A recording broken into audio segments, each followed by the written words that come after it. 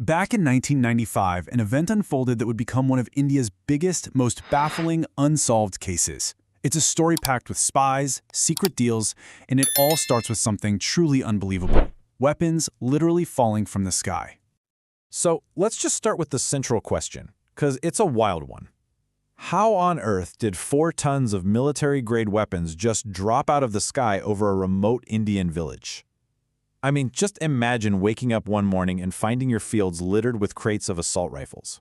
That's exactly what happened, and it kicked off a mystery that, to this day, is just full of twists and turns. All right, so let's set the scene. The date is December 18th, 1995.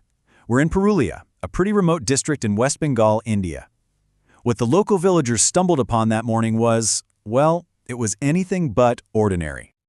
And look, we're not talking about a couple of handguns here. We are talking about 4 tons of hardware, a massive arsenal. The sheer scale of this drop told authorities right away that this wasn't the work of some small-time smugglers. No, this was something much, much bigger. It actually started with a single, shiny AK-47 found lying in a field. But soon, villagers found more, even pulling crates out of a local pond. The full inventory was just staggering. Hundreds of AK-47s, anti-tank grenades, sniper rifles, thousands and thousands of rounds of ammo, all of it packed in these olive-green boxes attached to parachutes. This was a professional, military-style airdrop. The questions were immediate. Who were these for, and who sent them? So, investigators had to move, and they had to move fast. I mean, if weapons fall from the sky, a plane had to have dropped them, right? The chase was on, starting with a deep dive into flight logs, and pretty soon, they had their prime suspect. The first real breakthrough came from looking at flight records, and they pointed to one specific aircraft, an AN-26 cargo plane, registered in Latvia, that had flown from Karachi, Pakistan. The real kicker? It flew suspiciously low, right over the exact spot in Purulia where the weapons were found. That could not be a coincidence. And then, the crew made a really critical mistake. They had told Indian air traffic control they were flying to Cambodia, but they didn't go to Cambodia. They actually landed in Phuket, Thailand. And that simple lie? That was enough to put them squarely on the radar of Indian intelligence. So, just 4 days later, that same plane re-entered Indian airspace, probably thinking it was in the clear. But this time, the authorities were ready and waiting. 2 Indian Air Force MiG-21 fighter jets scrambled, intercepted the cargo plane in midair, and forced it to land in Mumbai. It looked like the net had finally closed. Or so it seemed. With the plane on the ground, the focus immediately shifted to who was on board. And let me tell you, the crew proved to be just as mysterious as their cargo. The people on that plane would become the central players in this entire bizarre story. First up, the alleged mastermind, a Danish man named Kim Davy. And this is where things get really weird. Davy wasn't some stranger to the area. He'd actually run agricultural projects right there in Purulia before. Even stranger, after the plane was forced down in Mumbai, there was this unexplained 45-minute delay before security surrounded it.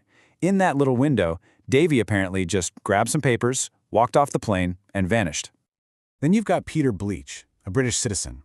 On the surface, he was a former Special Forces soldier who became an arms dealer, the guy who actually got the weapons. But years later, his story would completely change. He'd claim he wasn't just an arms dealer, he was actually an undercover agent for British intelligence, MI6, and that he'd been tipping them off about the whole thing. And finally, you have the flight crew, 5 Latvians, and, this is crucial, an Indian-Singaporean man named Deepak Manikant. His connection was the key. He was a follower of Ananda Marga, a controversial spiritual organization whose global headquarters was located, you guessed it, right next to the drop zone. All of a sudden, some of these random pieces were starting to connect. So, once the men were arrested, you'd think the investigation would be pretty straightforward, right? Well, instead of one clear story, what emerged were 3 completely different, totally contradictory narratives about what was really going on. Okay, so you have 3 key players and 3 completely different stories. Peter Bleach claimed he thought it was a legitimate deal for the Bangladesh military. Kim Davy, speaking from hiding years later, said he was arming the Ananda Marga for self-defense. But then Davy dropped an absolute bombshell.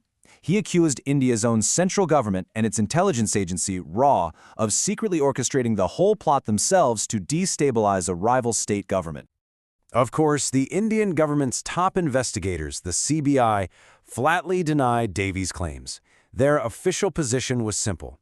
Davy was just making up this wild conspiracy theory because he was terrified of being extradited back to India to face trial. Now, with the crew captured and life sentences handed down, you'd think the case was closed. But it wasn't, not by a long shot. In fact, what happened after the trial is maybe the most bizarre chapter of this entire story. So everyone they captured was sentenced to life in prison. Case closed, right? Wrong. The convictions just started to dissolve. In 2000, the 5 Latvians were pardoned after a personal request from none other than Vladimir Putin. Then in 2004, Peter Bleach was also pardoned, supposedly after intense pressure from the UK government. And Kim Davy? He's still a free man because Danish courts have consistently refused to extradite him. One by one, every single person convicted in this case just walked free. Which brings us to today. It has been nearly 3 decades since those crates fell out of the sky over Purulia. And honestly, we're left with so many more questions than we have answers. At the end of the day, we're left with the same questions investigators had on day 1. Who was really behind this? Who paid for 4 tons of weapons? How in the world did the main suspect just stroll out of a secure airport? Was this a foreign plot, an internal conspiracy, or something else we can't even imagine? Nearly 30 years later, the sky over Purulia is still holding on to its secrets.